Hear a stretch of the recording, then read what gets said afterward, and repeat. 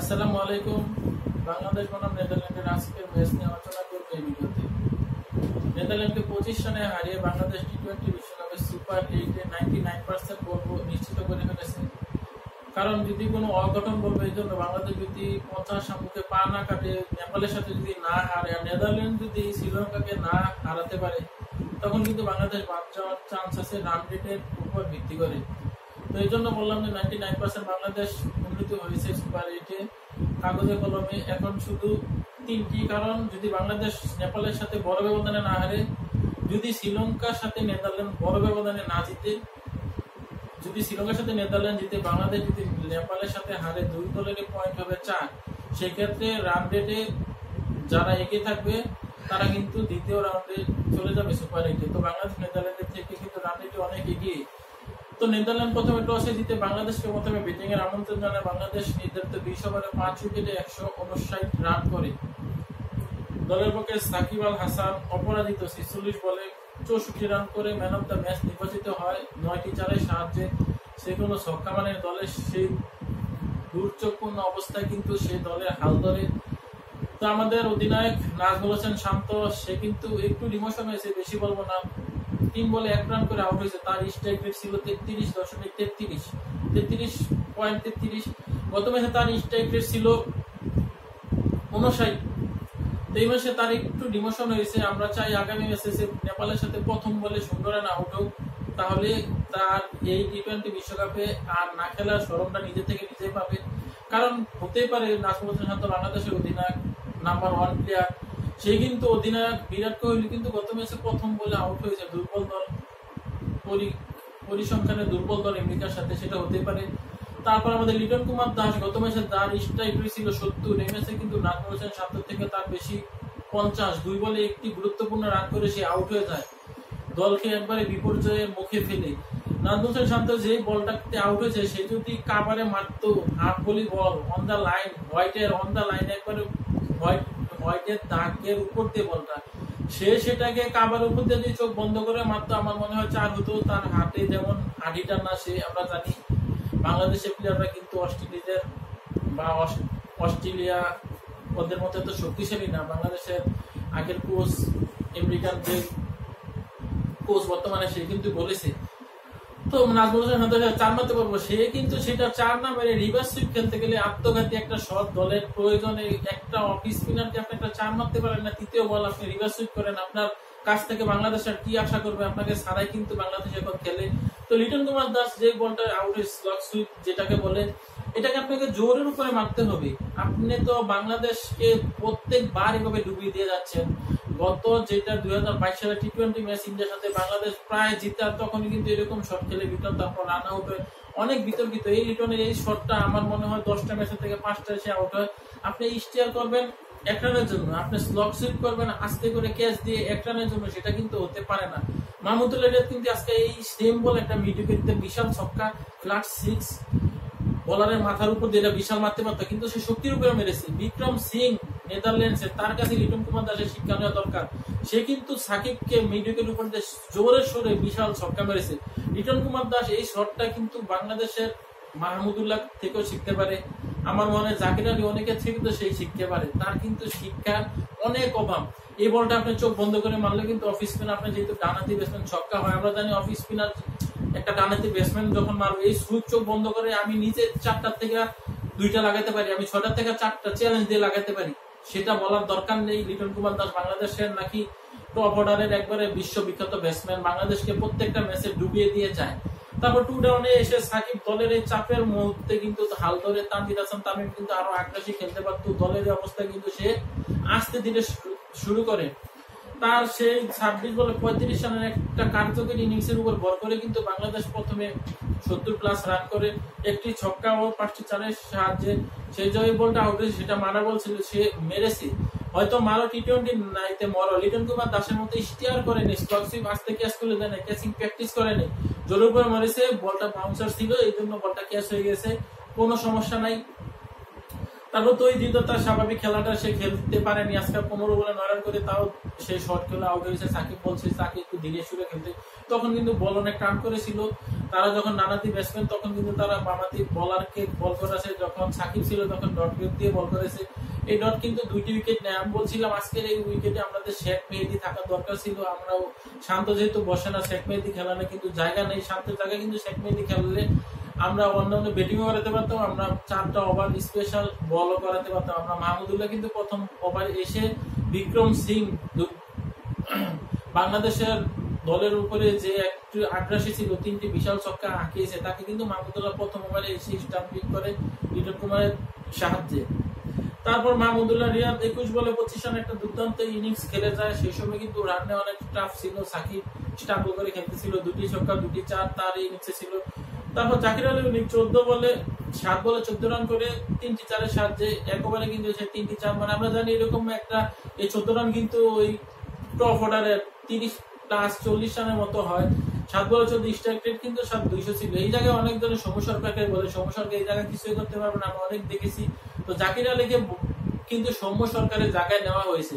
তো সৌম্য সরকার কিন্তু কোনোদিনও বাদ পড়তো না, সে কিন্তু বাদ পড়েছে আমাদের নওয়াজুল হোসেন শান্তর জন্য। কারণ সে যদি যেহেতু পারফরমেন্স নিয়ে ফর্মে সে যদি ড্রপ করতো তখন কিন্তু সৌম্য সরকার খেলতে পারে, তখন কিন্তু আমাদের এই দলটার মধ্যে আর একটু ভারসাম্য থাকতো। যেহেতু নাজমুল হোসেন শান্তের থেকে কিন্তু সৌম্য সরকার বিপিএল বা রিসেন্ট আফ্রিকার সাথে ভালোই রান করেছিল। তো নেদারল্যান্ডসের বলাররা কিন্তু চেপে ধরেছিল বাংলাদেশকে, বিশেষ করে ম্যাকগ্রেন, সে 4 ওভারে কিন্তু 2টি উইকেট নেয় 15 রান দিয়ে। এই দল সে কিন্তু 4 ওভারে 2টি উইকেট নেয় 17 রান দিয়ে। তাদের এই দুজনের আগ্রাসী বলে কিন্তু বাংলাদেশ অনেকটাই কণ্ঠাসা হয়ে গিয়েছিল। তো নেদারল্যান্ডের ডিভেন কিংমা সে প্রথম 2 ওভারে কিন্তু 20 রান দেওয়ার কারণে তাকে আর বল করানো হয়নি। তারপর ভ্যানবেক 4 ওভারে 43 রান দেয়, একটু এক্সপেন্সিভ ছিল তার এই ওভারগুলো। ডিলেডি সে 3 ওভারে 31 রান দিয়ে কোনো উইকেট পায়নি। পিঙ্গেল সে 3 ওভারে 26 রান দিয়ে একটি উইকেট পায়। তো নেদারল্যান্ডের সবাই কিন্তু ভালোই মোটামুটি বল করে। প্রথম 2 জন ডট আর ম্যাকগ্রেন তারা কিন্তু বাংলাদেশকে চেপে ধরেছিল, বিশেষ করে গুরুত্বপূর্ণ 2টি উইকেট কিন্তু প্রথমে ডট নেয়, তারপর ম্যাকগ্রেনও কিন্তু 2টি গুরুত্বপূর্ণ উইকেট নেয়, বাংলাদেশকে কণ্ঠাসা করে দেয়। তারপর নেদারল্যান্ড ব্যাটিং করতে নেমে কিন্তু বাংলাদেশকে ভয় দেখিয়ে ফেলে। কারণ যখন নেদারল্যান্ডের লেভিট সে 16 বলে 18 রান করে, সে কিন্তু অনেক আগ্রাসী ছিল, একটি ছক্কা 2টি 4, সাকিবকে একটি ছক্কা হাঁকায় সে। তারপর উডাউট সে তার স্বাভাবিক খেলা খেলেনি, সে 16 বলে 12 রান করে একটু স্ট্রাগল করে খেলতেছিল, যেহেতু বল একটু লাফাচ্ছে, বাউন্স হচ্ছে, swing in swing out swing হচ্ছে, সাকিব আসছিল, বল অনেক টান করছিল। তারপর বিক্রম সিং কিন্তু বাংলাদেশের কলিজাকে একবারে কাপন ধরিয়ে দিয়েছিল, বিশেষ করে আমাদের কলিজা এরকম ধরপড় করতেছিল বিক্রম সিং এর ব্যাটিং দেখে। সে কিন্তু 3টি বিশাল ছক্কা হাঁকায়, তখন কিন্তু নেদারল্যান্ডস ম্যাচের মধ্যে ছিল। তাকে তার সেই গুরুত্বপূর্ণ উইকেটটা কিন্তু মাহমুদুল্লাহ রিয়াদ প্রথম ওভারে এসে নেয়, লিটন কুমার তাকে স্টাম্পিং করে দেয়। তারপর অ্যাঞ্জেল বেচিট সে কিন্তু নিজে আত্মহত্যা তাকে বলে। বিক্রম সিং কিন্তু একটি বল রান নিতে চায়, তো সে কিন্তু মোস্তাফিজের হাতে ধরা খায়, রানটা নিতেছে না, তো সে কিন্তু নিজের উইকেটটা পরে বিলিয়ে দেয়। তো মোস্তাফিজ কিন্তু ডাইরেক্ট থ্রোটা করতে পারেনি, এই জন্য কিন্তু অ্যাঞ্জেল বেচিট সে বেঁচে যায়। সে বেঁচে যায় কিন্তু 22 বলে 33 রানে একটা কার্যকরী ইনিংস খেলে সে বেঁচে যায়, একটি ছক্কা ও 3টি 4। তার উইকেটটা কিন্তু অনেক গুরুত্বপূর্ণ ছিল, সেই উইকেটটা কিন্তু বাংলাদেশকে এনে দেয় রিশাদ হাসান।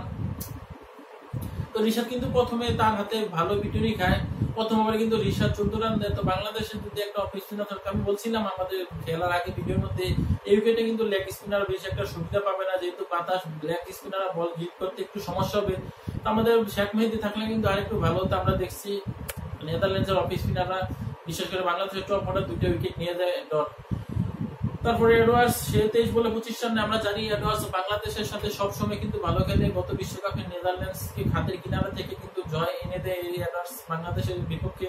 তো এডওয়ার্ডসের উইকেটটাও কিন্তু নেয় মোস্তাফিজুর রহমান, তার একটি দুর্দান্ত ওভারে কিন্তু ব্যাট এনে ধরতে 1 রান দিয়ে কিন্তু সে একটি উইকেটও নেয়।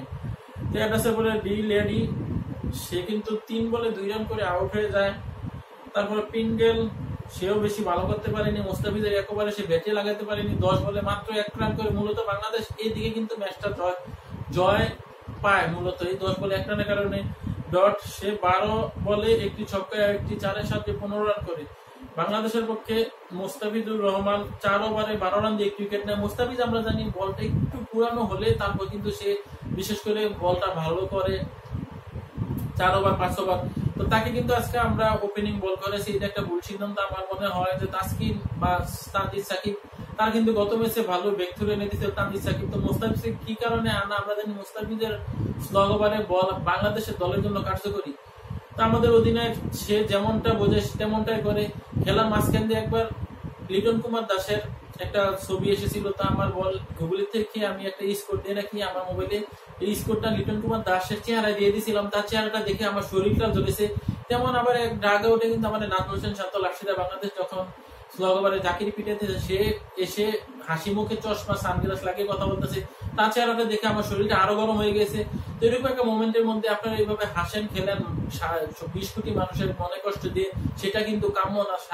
তার মন দেখে মনে হয় না যে 3 বলে 1 রান করেছে, আরেকজন 2 বলে 1 রান করেছে। তারপরে তানজিদ সাকিব 3 ওভারে 23 রান দিয়ে উইকেট নেয়, গুরুত্বপূর্ণ। তাসকিন আহমেদ সে 4 ওভারে 30 রান দিয়ে 2টি উইকেট নেয়, লাস্ট বলে সে উইকেট পায়। সাকিব আল হাসান 4 ওভারে 29 রান দিয়ে কোনো উইকেট পায়নি, ম্যান অফ দ্য ম্যাচ সে হয়েছে, ব্যাটিং ভালো করেছে। তাও সাকিব কার্যকরী মোমেন্টের মধ্যে কিন্তু লাস্ট ওভারে রান দেয়নি, প্রথম সে 2 ওভারে 22 রান দেয়। রিশাদ প্রথম ওভারে 14 রান দিয়ে লাস্টে 3 ওভারে কিন্তু সে মাত্র 19 রান দেয়। তার কিন্তু একটা হেট্রিক চান্স ছিল, 33 রান দিয়ে সে 3 উইকেট নেয়। মাহমুদুল্লাহ একটি কার্যকরী ওভার করে 1 ওভারে মাত্র 6 রান দিয়ে 1 উইকেট পায়। তো বীরেন্দ্র সেহবাগ অন্য কোনো বাংলাদেশের টপ লেভেলের গণমাধ্যম কিন্তু সাকিবকে নিয়ে সমালোচনা করছে অনেক। সাকিব চোখে দেখেন, আমাদের গণমাধ্যমকে বলতে চাই, আপনি কোনো একদিন একটা ব্যাটিং করে দেখেন তো, একটা পেস বল আপনার চোখে না দেখলে করতে পারি না, আমরা করেছি, আমরা জানি জীবনও করতে পারবেন না, এক চোখে দেখে কিন্তু আপনি করতে পারবেন না। আর বীরেন্দ্র সেহবাগকে বলি, আজকে তো সাকিব রান করেছে, আপনি বলেন বিরাট কোহলি 3 ম্যাচে 5 রান করেছে, তাকে ও অবসর নিতে দেখি আপনার কত বুকের কলিজা বড়।